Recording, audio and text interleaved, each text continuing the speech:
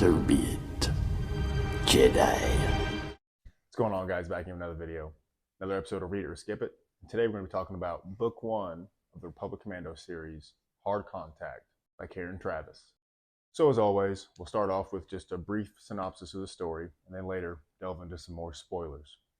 This was written in the early 2000s, and honestly, to my surprise, it was published before the Republic Commando game came out. I think that was for PS2 or Xbox.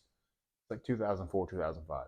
The story is centered around a squad of Republic Commandos that come from other squads, but they're pretty much the sole survivor. They don't have a choice but to work together to accomplish their mission. And that mission is go to the planet Kalura, which is under Separatist control, capture a Separatist scientist that is creating a virus that can wipe out all clones. They kind of face some trouble along the way. There's a Mandalorian mercenary by the name of Gaz Hoken that is working for the CIS, so he's kind of a big threat. There's also a Jedi Padawan on Kalura, and they end up rendezvousing and accomplishing the mission. We're first introduced to Darman, who is, as I said, the sole survivor of his squad who all died at the Battle of Geonosis. If you didn't know Republic Commandos were on Geonosis, check out this scene from Attack of the Clones. Sir, I have 5 special commando units awaiting your order, sir. So Darman, Niner, Phi, and Atten are all brought together to accomplish this mission. This is super early in the war, weeks in at this point, and a lot of Jedi haven't even seen clone troopers before. The Jedi Padawan Etain Termerkin, I think's her name. Forgive me if I messed that up. She's kind of a weakling. She kind of sucks. She's not very good with the Force. She doesn't have a whole lot of self-confidence. She kind of gets herself in a bind. She is stuck on the planet. Her master was captured by Gaz Hoken and his thugs. She doesn't have any way off planet, and it's not until the clones arrive that she's able to rendezvous with Darman and essentially help them carry out their plan. Upon arriving to Kalura, the ship that the clones are riding in on starts to break down and crash lands. So essentially Darman throws out Niner, Atten, and Phi and ends up separating himself from them. So for the majority of the story, they're spent separated, trying to find each other, trying to carry out the mission. And that's when Darman encounters Etain. One really cool thing that I liked when we were first introduced to Etain meeting the clones, as she's never met them before, is in their presence in the Force, she says they feel like children. And I mean, essentially they're only 10 years old, so that's how they would feel.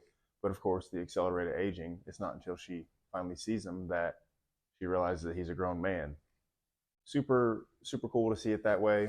I don't want to spoil anything because it was kind of already spoiled to me, but I know later on in the series there are some things that kind of make that seem really, really weird and sort of probably shouldn't put that in the story. But as it stands, I thought that was cool to see a Jedi's initial perception of a clone upon seeing them for the first time.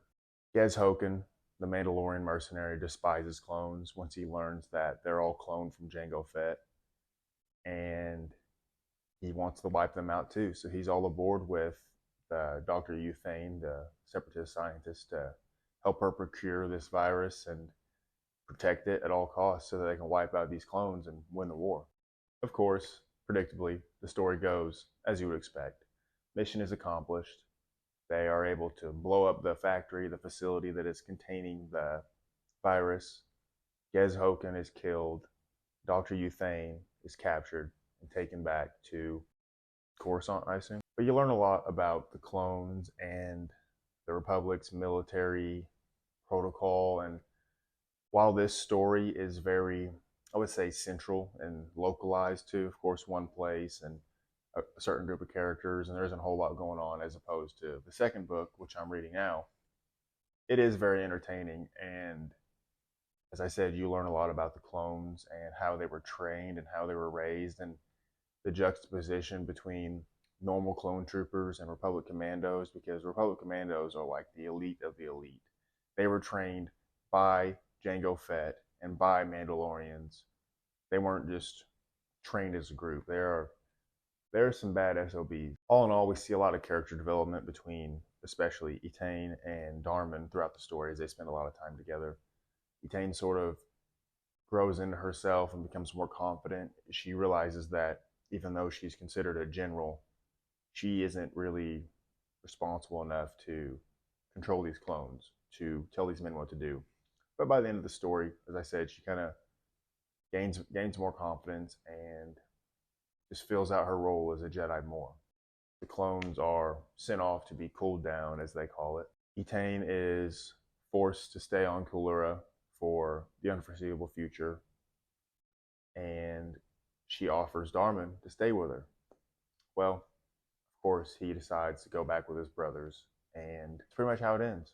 All in all, super good story. Really enjoyed the clone aspect of it. It was nice to delve into and have the clone army further expanded upon in ways I really didn't even know about. The story throughout was pretty compelling. I would definitely recommend this book, of course. Super excited to finish the rest of the series. As I said, I'm about 2/3, 3/4 of the way through the second novel, so of course that'll be what I review next. All in all, I'd say, yeah, this is peak expanded universe. This is peak prequel era storytelling. As always, hope you guys enjoyed the video. Hope you stay tuned for the next review. I hope you read the story if you haven't, if I didn't spoil it too much for you. That's pretty much it. Thanks for watching, guys. We'll see you on the next one.